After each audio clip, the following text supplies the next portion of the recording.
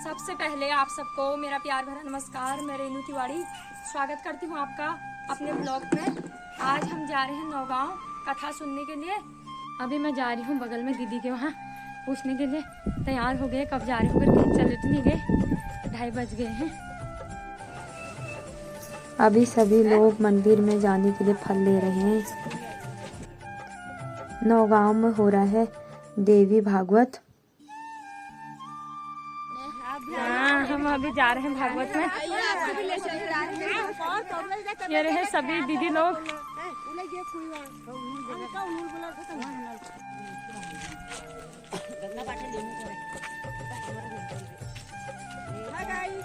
मंदिर को जा रहे हैं, आज अष्टमी है। देख छोड़ से देख के पता नहीं चल रहा, आगे वाला तो दिख रहा है।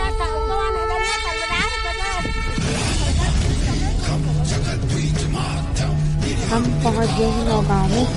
नौगांव में इतने अच्छे घर बन गए हैं। जय माता दी, जय माता दी, फिर से बोलो जय माता दी, जय माता दी, अल्लाह के बोलो जय माता दी।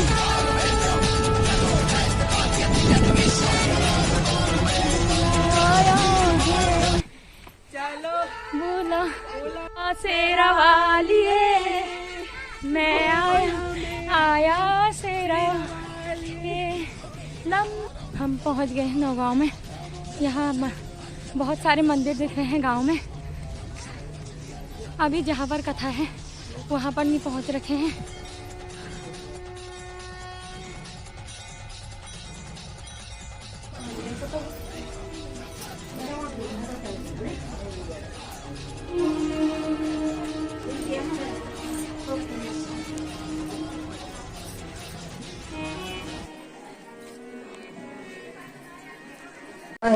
उस शक्ति का नाम आसुरी शक्ति ही है। असुरों ने इस संसार में इस दैवी शक्ति को प्राप्त करने के लिए अनेक अनेक प्रकार के तपस्या के साधनों का वर्णन किया है। आप देखिए, इनका नाम तो अगर नए तरीके से सुनने को मिल रहा हो तो रावण का नाम तो सुने हो ना। रावण, कुंभकर्ण का, कंस का नाम है। ये सब बड़े प्रतापी असुरों के राजा थे। और रावण तो कितना प्रतापी था, तो उसके प्रताप के बारे में गान करते हुए कहते हैं 10 आनन माने होता है मुख, ऐसे 10 मुखों वाला। तो कहते हैं कि जब वह चलता था तो चलते 10 आनन डूलते अवनी। अवनी का तात्पर्य धरती है। धरती के कई नाम है ना, आपको बताया भी गया था। धरती का नाम भूमि है, भूमि भी है, लेकिन एक नाम कल आपने सुना था, इस धरती का नाम मेदिनी भी है। जब मधु और कैटभ को भगवान विष्णु के द्वारा से साई भगवान के चक्र सुदर्शन चलाने के कारण से मधु और कैटभ माँ भगवती की दी हुई शक्ति नारायण भगवान के पास आई, चक्र सुदर्शन ने छोड़ दिया। तो इन दोनों का मेद माने शरीर कट कट करके, मांस कट करके पूरी धरती पर फैल गया। परिणाम स्वरूप इस धरती का नाम हो गया मेदिनी। और भूमि भी इस धरती का नाम है। अनेक अनेक नाम है। ऐसी धरती को जब रावण चलता है तो कहते हैं धरती का नाम अवनी भी है। तो चलते 10 आनन डोलते अवनी। जब 10 आनन माने 10 मुखों को धारण करने वाला रावण चलता था तो यह हमारा धरती डोलती थी।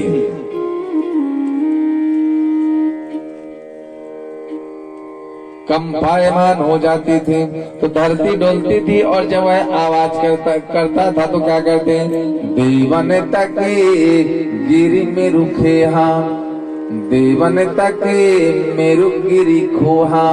जब रावण आवाज करता था महाराज, तो देवता लोग अपने देवलोक से, अपने देवलोक अपने मूल स्थान को छोड़ करके कहा, अपनी जान बचाने के लिए गिरी खोहा। गिरी माने होता है पहाड़, और पहाड़ में खो का तात्पर्य कंदराएं जो हैं, उन कंदराओं में ये देवता लोग अपनी जान बचाने के लिए भाग जाते थे। तो चलते दसानन डोलते अवनी। एक तो धरती डोलती है और क्या करता है, जब यह गर्जना करता है मारा तो देवन तके मेरु गिरी खोहा। देवता लोग, मेरु माने पर्वत होता है, गिरी माने भी पहाड़ होता है। ये पर्वत पहाड़ों के कंदराओं में जाकर के अपनी जान बचाने के लिए छुप जाते थे। ऐसे पराक्रम को प्राप्त करने का साधन क्या था, तो उस समय भी इन दैत्यों को मालूम था महाराज की भक्ति के अलावा कोई साधन है ही नहीं। आप चाहे अच्छा काम में प्रकाशित होना चाहे और चाहे बुरे काम में प्रकाशित होना चाहे, उसके मूल में शक्ति है, भगवती की उपासना है। अगर आपके पास उपासना नहीं है, तपस्या नहीं है, तो आपको दिखने वाला ये जो सुख है इसकी अवधि बहुत कम होती है। एक तो संसार में आदमी की उम्र ही बहुत कम है, बहुत कम है। कितनी कम उम्र का है भाई, देखो 10-20 साल तक तो आदमी को कुछ पता नहीं रहता, पढ़ाई लिखाई करता रहता है, फिर बीवी बच्चों के चक्कर में पड़ जाता है। तब तक 40-50 साल की अवस्था आ जाती है और उस अवस्था के आने के साथ साथ बीमारियों का भी आवागमन हो जाता है। तो ऐसी तपस्या के लिए, जिसको कहते हैं तपस्या करने के लिए सबसे ज्यादा आवश्यक अगर किसी बात की है, तो उस साधन का नाम है क्या है, आसन जीतना। अगर आप तपस्या करना चाहते हैं, साधना करना चाहते हैं, तो सबसे पहली आवश्यकता है कि पहले तो बैठने की अपनी स्थिति बनना चाहिए, 2-4 घंटा हम बैठ सकें। इसलिए क्या ग्रंथ में लिखते हैं कि चित्त आसन, जो भक्ति करना चाहता है उसके मूल में सबसे पहले उसकी आवश्यकता है कि वह पहले अपने आसन को जीते।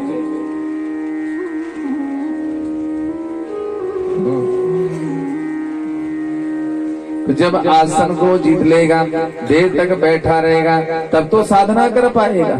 नहीं तो यहाँ 2-4-10 मिनट में पैर कहीं इधर करेगा, कहीं उधर करेगा, कहीं फैलाएगा, कहीं सिकोड़ेगा, तो कैसे भक्ति हो पाएगी। इसलिए भक्ति करने का सबसे अगर प्रमुख कारण है, पहले अपने आसन को जीतो।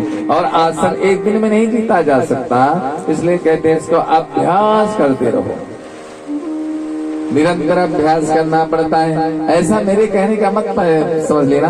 आपको अगर लगता है कि फैलाना तो फैला लो, लेटने की इच्छा लेट जाओ, कोई दिक्कत नहीं। हमारा तो कहना ही है कि अभीष्ट क्या है कि कथा का श्रवण करना अभीष्ट है, कथा सुनना प्रमुख है। लेकिन सामान्य जीवन में कथा तो सबसे सरल साधना को बीते दिवस ही बताया गया था कि साधना का सबसे सरल और सहज साधन। सहज का तात्पर्य कि अपने आप जो हो जाता है। अब जैसे कथा आप सुन रहे हैं ना, तो इसमें आपकी ना तो कोई बुद्धि लग रही, ना कोई किसी प्रकार का और धन लग रहा है। बस आप आ गए, बैठे हैं। अब बैठे भी तो मन लगे और चाहे न लगे, लेकिन कर्म का फल तो आपको मिल ही जाएगा।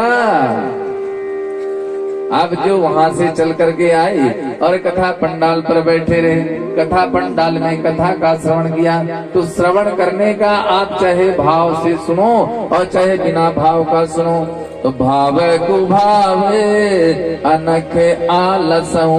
तो चाहे भाव से सुनो और चाहे कुभाव से सुनो, और चाहे आलस का तात्पर्य की झपकियां लेकर के सुनो, क्योंकि कथा में झपकी भी बहुत आती है। झपकी बोलते हैं आग में थोड़ा ऐसा गिरेगा, हाँ ठीक है समझ जाओ, कोई दिक्कत नहीं। लेकिन भाई झपकी तो ले, लेकिन दूसरे के ऊपर मत गिर जाना है, क्योंकि अगर उसका ध्यान कथा में लगा हुआ है और आपकी झपकी से झोंका लगा, उसके शरीर में एक्सीडेंट से बचना है। तो सबसे पहली आवश्यकता क्या है, भक्ति के मार्ग की पहले बैठने की आसन जीतना सबसे पहली आवश्यकता है। तो सबसे सहज मार्ग अगर कोई है, उसका नाम है कथा का श्रवण करना। तो इस श्रवण करने में देखिए क्या है, आदमी का मन लग जाता है, तो वास्तव में अपने शरीर में होने वाली वेदना का भी भान नहीं रह जाता। शरीर के अंदर जो कष्ट है ना, उसका भी भान नहीं रह जाता। इसलिए कथा को कहते हैं, कथा कैसी है, तब कथा अमृतम। कथा अमृत के समान है। और अमृत क्या है, संजीवनी को प्रदान करने वाला है, जीवांत बनाने वाला है, वैभव संपन्नता को देने वाला है, यश को बढ़ाने वाला है, अमृत को प्रदान करने वाला है। इसलिए कहते हैं भगवान की कथा कैसी है, तब कथा अमृतम। कथा जो है अमृत के समान। और जो कथा का श्रवण करता है तो क्या कहते हैं, तप्त जीवनम, जिसके जीवन में तपिस आ गई है, तप का तात्पर्य तपिस और तपिस का तात्पर्य व्याधियां, अव्याधियां का तात्पर्य है दुख है, क्लेश है, कष्ट है, कलह है, पीड़ा है। कितने प्रकार के शब्दार्थ हैं भाई। तो जब हम कथा का आश्रय लेते हैं तो उसके लिए कहते हैं कि तप्त जीवनम, उतने समय तक के लिए देखिए मन तो लग ही जाता है, और जब मन लग जाता है तो सहज भाव से, लगाना नहीं पड़ा, सहजता से लग गया। और एक बड़ी विशेष बात है भाई, अगर आप मन लगाओगे, कहते हैं ध्यान करो, ध्यान में कभी किसी का मन लगता ही नहीं है। अगर आप ये विचार करके बैठे कि चलो आज बैठना है, ध्यान करना है, मौनी बाबा बन जाना है और ध्यान की मुद्री बना लेना है, तो आपका ध्यान महाराज जहाँ ले जाना चाहोगे वहाँ नहीं जाएगा, लेकिन ऐसे नाली कुचले तमाम गंदी वाली स्थानों पर तुरंत भट्ट से पहुंच जाएगा, बिना ले जाए पहुंच जाएगा। और जहां आप ले जाना चाहते हो वहां नहीं ले जाए, वहां नहीं जा पाएगा। इसलिए कहते हैं कि ध्यान लगाने का अगर सबसे सुंदर साधन है, उस साधन का नाम भक्ति है, गुरु मंत्र है, गुरु महाराज जी की शरण है। गुरु महाराज जी ने जो मंत्र दिया है, गुरु जी लोग मंत्र देते हैं ना, यहाँ गुरु शिष्य परंपरा है कि नहीं है। तो गुरु जब बनाते हैं लोग तो कान में गुरु महाराज जी नाम दे देते हैं, भगवती का नाम, राम का नाम, कृष्ण का नाम, सीता का, राधा का, पार्वती का, जिसकी जैसी रुचि रहती है उसके आधार पर नाम मिल जाता है। और फिर गुरु महाराज कहते हैं कि इसको जरा जपा करो। तो जपने मात्र से क्या है, जब आप जपोगे तो ध्यान लगाने की ऐसी मनसा आपकी नहीं रहेगी, लेकिन महाराज जपते जपते आपका एक ऐसा समय आएगा कि मन यहाँ वहां से हट करके अपने आप केंद्रीभूत हो जाएगा। तो ये जो ध्यान है ना, ध्यान लगाने से नहीं लगता, ध्यान स्वाभाविक रूप से लग जाता है। तो अगर भक्ति करना है तो उस भक्ति के सबसे पहले आवश्यकता है कि जित आसन, आसन माने बैठने का, जित माने जीत लेना, तो जितासना, जित श्वासो, श्वास ये जिनसे हम सांस लेते और छोड़ते हैं इनको श्वास बोलते हैं। तो कहते हैं कि भक्ति करे तो क्या कहे, माला ले ले, माला से ना, अब फिर कहते हैं राम जपो, कृष्ण जपो, भगवती जपो, आदि आदि जो जिसका साधन है उसके आधार पर। तो माला क्या है कि यह भगवती की शक्ति को प्राप्त करने का साधन है, ये प्रारंभिक क्षण में है। लेकिन महाराज जैसे जैसे मेरे विद्यार्थियों कक्षाएं बढ़ती है ना, वैसे वैसे अपने जीवन में किताबों का भार घटने लगता है। कक्षा 1 का विद्यार्थी देखो कितना बड़ा उसका पिट्ठू का बस्ता रहता है, लेकिन जब वो धीरे धीरे पढ़ते पढ़ते कॉलेज में पहुंचता है तो कॉलेज में एक फाइल रहती है और वो फाइल में रफ ले लेता है, कलम पहुंचेगा और बढ़िया चल देगा कॉलेज, बढ़िया पैंट शर्ट तमाम पहन के बाबू बन करके। तो कॉलेज में क्या है कि बहुत कम कोई पुस्तकें नहीं लगती, केवल एक रफ लेकर के जाता है। तो तात्पर्य कहने का एक, जैसे जैसे आप पढ़ते जाएंगे वैसे वैसे आपका बाहरी आडंबर जो है धीरे धीरे घटता जाता है। तो जो माला है, चंदन, टीका, कंठी, ये सब प्राइमरी कक्षा की बातें हैं। जब आदमी को उठना बैठना सिखाते, कहते हैं बेटा जाओ इसको नर्सरी में डाल दो, हिंदी में उसको अरुणोदय बोलते हैं। और वहाँ क्या है कि जाता है तो लड़कियों को बैठना, उठना, बोलना आदि आदि व्यवहारिक ज्ञान कराया जाता है। ऐसे व्यवहारिक ज्ञान के दृष्टि से जब भक्ति कोई करता है तो उसको बता दिया जाता है कि मंदिर जाओ, शंकर की उपासना करो, भगवती का अर्चन करो, फूल माला चढ़ाओ, माला का जाप करो, आदि आदि बातें। लेकिन जैसे जैसे उसकी कक्षा महाराज बढ़ती चली जाती है, ये सारा सब कुछ अपने आप छटता चला जाता है। फिर वो अपने आप बैठ जाता है और बैठ कर के जैसे बैठेगा तुरंत ध्यान लग जाता हो राजा, इसके लिए लगाना नहीं पड़ता। ये सहज मार्ग है बिल्कुल। तो सबसे पहला क्या है, आसन को जीतना।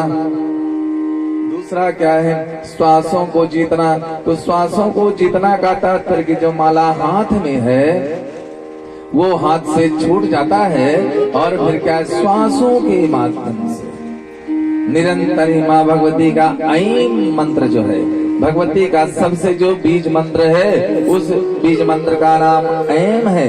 ऐ है, उसके ऊपर बिंदी लगी हुई है, उसका निरंतर जाप करता हुआ ऐसा विचार करता हुआ कि हमारी एक एक सांस पर हर श्वास में हो, हर श्वास में हो सुमिरन तेरा, यों बीते जाए जी मेरा। हर श्वास में हो सुमिरन तेरा, यों बीते जाए जीवन मेरा।